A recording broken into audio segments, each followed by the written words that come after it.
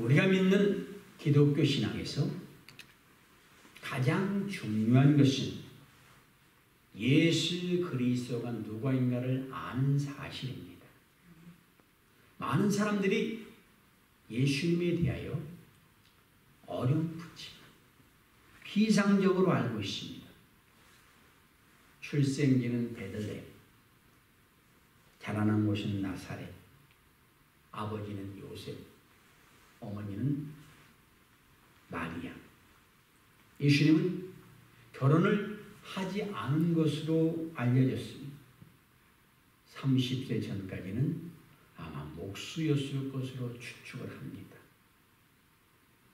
그는 당시 유대 지역의 로마 총독이었던 빌라도 법정에서 신문을 당한 후에 십자가에 처형을 당했다. 이 정도는 다들 알고 있습니다. 그런데 그런 것 가지고 예수님을 안다고 말을 할 수가 없습니다. 예수님께서 무엇을 생각하셨으며 무엇을 믿었으며 무엇을 선포했으며 무엇에 자신의 운명을 걸었는가, 이것을 아는 것이 대단히 중요합니다. 여기서 말하는 무엇이란 하나님 나라입니다. 사복음서에 예수님께서 비유로 말씀하신 것이 많이 있습니다. 모두가 다 하나님 나라란 어떤 것인가 알기 쉽게 비유로 말씀을 하셨습니다. 이 하나님 나라가 교회에서는 보통 천국이라는 말로 사용을 합니다. 오늘 본문을 보니까 드디어 예수님께서 개인의 사적인 생활이 아니라 인류를 위한 공생의 생애가 시작되고 있습니다. 우리가 이미 말씀드렸듯이 예수님께서 요한에게 침례를 받으시고 40일간을 금식 기도하셨습니다. 그리고 이제 마귀의 시험에서 승리하심으로 메시아의 역할을 수행할 준비를 마쳤습니다. 오늘 말씀이 이렇게 시작됩니다. 예수께서 요한이 잡혔음을 들으시고 갈릴리로 물러가셨다가, 예수님의 공생애가 침례 요한이 체포된 후에 갈릴리 지역에서 시작되었다고 말씀해 줍니다. 요한복음에 의하면 예수님께서는 남쪽 유대 지역에서 얼마 동안 사역을 하셨다고 기록합니다. 그 당시 분봉왕 헤롯 안티파스가 그의 이복 동생 헤롯 빌립 1세의 아내였던 헤로디아를 마음에 두고 결국은 동생의 아내를 자기 아내로 삼았습니다. 침례 요한은 그것은 잘못된 일이라고 지적을 하니까는 헤롯 안티파스가 그를 감옥에 가두었습니다. 그 일을 들으신 예수님께서 남쪽 유대에서 북쪽 갈릴리로 사역지를 옮기셨습니다. 우리 주님께서 요한이 잡힌 때부터 그의 공생애를 시작하신 의미를 생각해 보면, 먼저 주님 앞에서 우리 주님께서 일하시도록 길을 예비하고 있는 침례 요한이 광야의 소리로서 자기 임무를 다 마친 후에 예수님이 하심으로써 효과적으로 일이 이루어집니다. 또한 동시에 만약 두 인물이 등장하게 되면 제자들과 주변 사람들이 또 경쟁합니다. 옳지 못한 결과도 예상할 수가 있습니다. 그래서 주님께서는 요한이 잡혀서 옥에 들어간 때가 바로 내가 일하기 시작하는 사인이 된 것으로 일을 하셨습니다. 여러분, 우리는 요한에 대해서 한번 생각해 봅시다. 소리였어. 역할만 감당했어요. 그 때문에 옥에 갇혔고 나중에는 죽임을 당합니다. 오직 주님만이 흥하고 자기는 쇠해야 된다는 침례 요한의 사명을 기억을 해야 됩니다. 13절 이하를 보면 예수님께서 나사렛을 떠나서 가버나움에 가서 사셨다 그랬습니다. 우리 주님께서 하고 많은 장소에서 왜 가버나움을 사역지로 삼으셨을까 궁금합니다. 이 가버나움 지역은 구약의 역사를 통해서 살펴보면 이방 민족의 침입이 아주 잦은 곳입니다.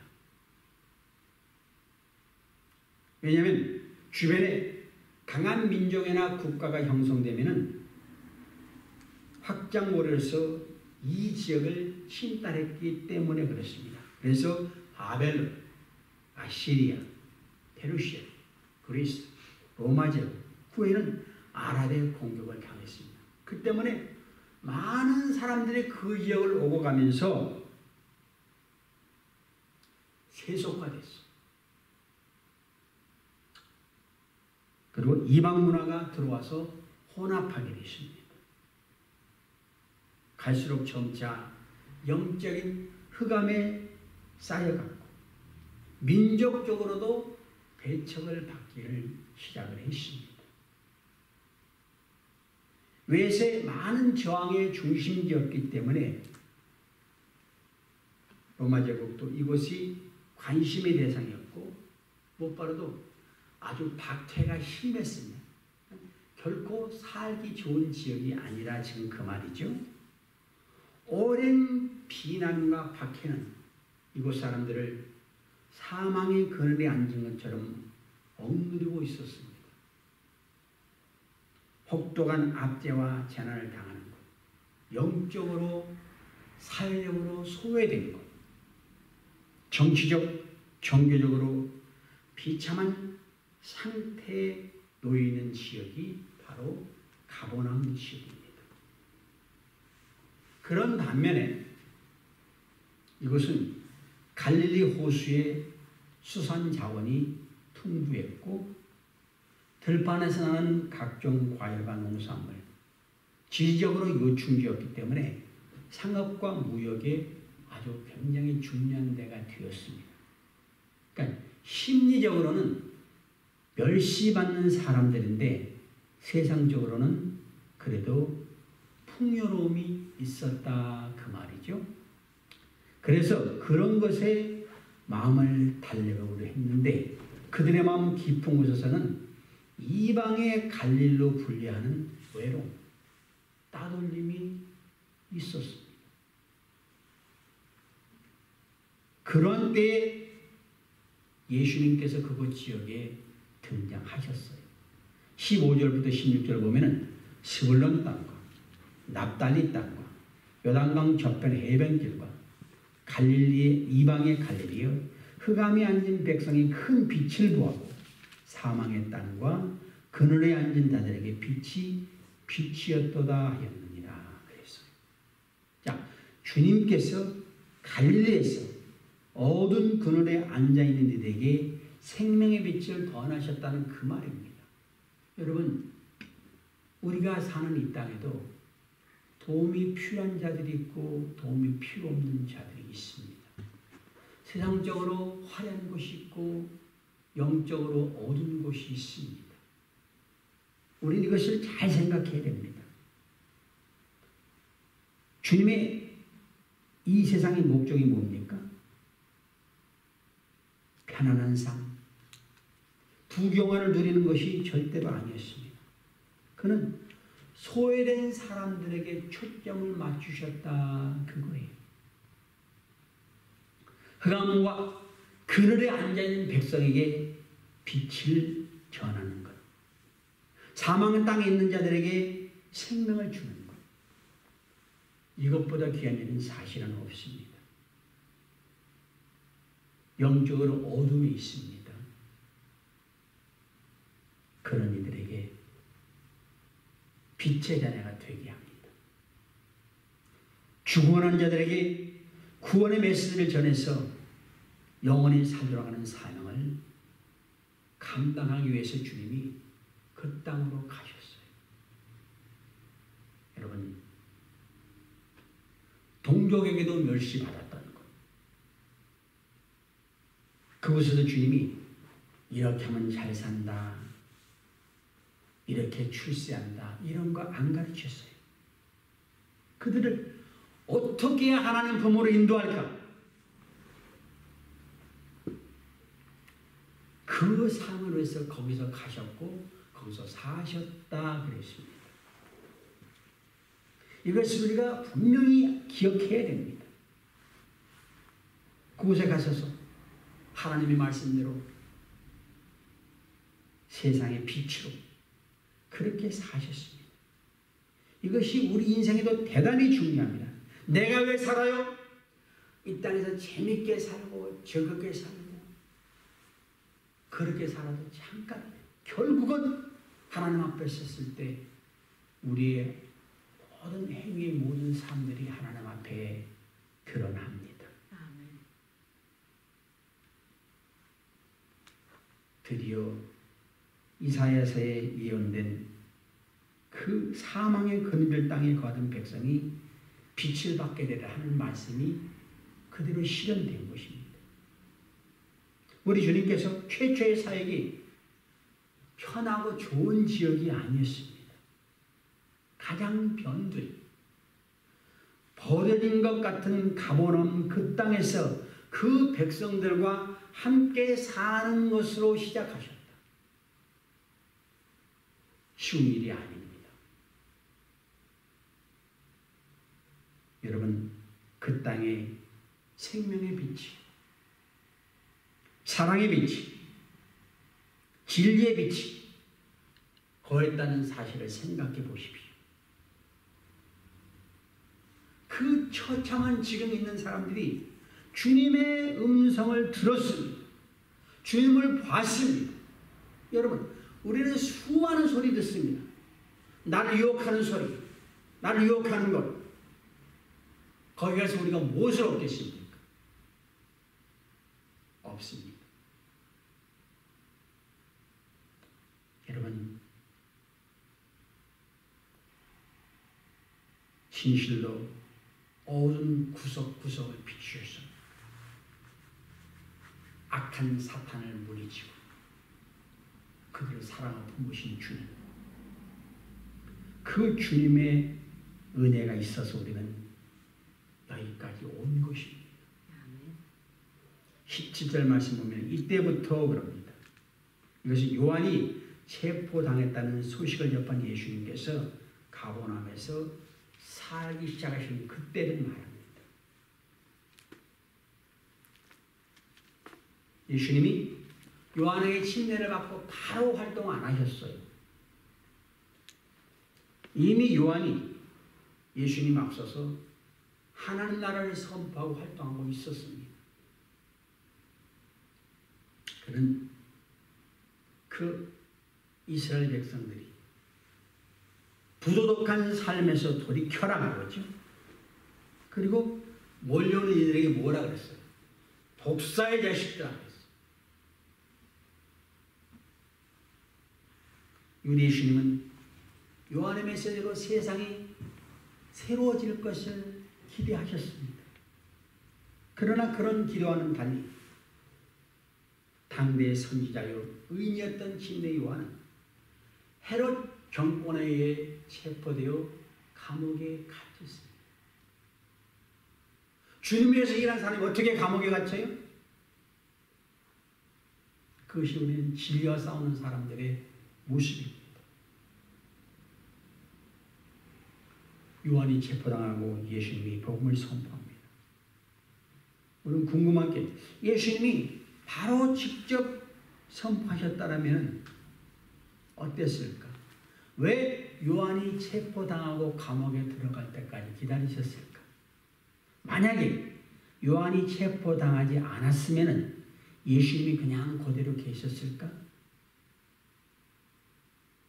요한이 예수님과 똑같이 하나님 나라를 선포했다면 요한이 예수님의 선거대였다고 말할 수 있을까? 예수님은 요한의 활동이 실패한 것으로 보고 저런 새로운 방식으로 하나님 일을 시작한 것인가? 요한이 선포한 하늘나라와 예수님이 선포한 하늘나라 똑같을까? 많은 궁금이 있는데 이 자리에서 다 풀 수는 없습니다. 단지 하나님 나라가 갖고 왔다는 오늘 말씀을 통해서 그 앞서 질문에 대한 간접적인 대답을 얻을 수가 있습니다. 예수님께서 비로소 전파해 이르시되 첫 마디가 뭐예요? 회개하라 천국이 가까이 왔느니라. 자, 이상하죠? 그 하고 많은 말 중에 뭐 복을 주노라 뭐 어쩌고저쩌고 그런 수많은 말 중에도 그게 아니라 회개하라 천국이 가까웠느니라. 이 말씀이었어요. 우리는 하나님 나라가 가까이 왔다는 말을 이해하려면 두 가지 개념을 먼저 알아야 됩니다. 첫 번째는 하나님 나라는 어느 일정한 공간이 아닙니다. 여기는 하나님 나라고 여기는 아니다 그런 말이 아니란 말이에요. 뭡니까? 하나님이 통치, 즉 하나님이 다스리는 곳이라면 그것이 어디나 하늘나라예요. 그래서 내 영혼이 은총이고 중환자님 벗고 보니 슬픔 많은 이 세상도 천국으로 변하더라. 그 어디나 하늘나라. 내가 하나님의 통치를 받으면 다스림을 받으면 감옥에 가도 거기는 하늘나라입니다. 믿습니까? 아멘. 여러분 여기서 중요한 것은 하나님의 다스림은 하나님만이 하실 수 있는 거예요. 당시 헤롯 정권, 로마 제국, 율법 종교를 하시는 유대교 절대로 하나님이 다스림을 이룰 수가 없습니다. 자, 우리 하나님이 온 우주 만물을 창조하셨죠? 말씀으로. 이것은 하나님만 할 수 있는 일이에요. 누가 천지를 만들어요? 어떻게? 밤하늘의 별, 태양, 온 우주 만물을 움직이는 것. 누구도 못합니다. 그런 엄청난 일도 하나님이 하셨고 그뿐만이 아니라 우리 소소한 삶 속에서 하나님만 하실 수 있는 일이 너무 많습니다. 그게 무엇인가 한번 생각해 보십시오. 내 삶 속에 하나님이 함께 하셨다고요? 하나님이 다스렸다고요? 님으로 보면요. 한 가지도 하나님이 함께 안 하신 게 없습니다. 다 하나님이 하셨어요. 아멘. 다 하나님이 하셨어요. 그것을 아는 사람이 깊은 영적인 세계로 들어가는 거예요. 절망할 수밖에 없는 상황이에요. 그런데 나는 희망을 잃지 않아요. 그 하나님이 다스리기 때문에 가능합니다. 무엇으로도 채워지지 않는 영혼의 그 기쁨과 평화로 채워지는 일, 하나님의 통치입니다. 마태복음 보면은 팔복이 있지요. 예수께서 무리를 보시고 산에 올라가 앉으신 제자들이 나온지라 이보되라 가르쳐 가라사대 심령이 가난한 자는 복이 있나니 이어집니다. 애통하는 자는 복이 있나니. 아니 뭐가 가난하고 애통하는 사람에게 복이 있어요? 그렇게 말씀한 이유는 하나님이 거기에 함께 하시기 때문에 가난한 심령에 애통하는 심령에 하나님이 함께 하시기 때문에 가능합니다.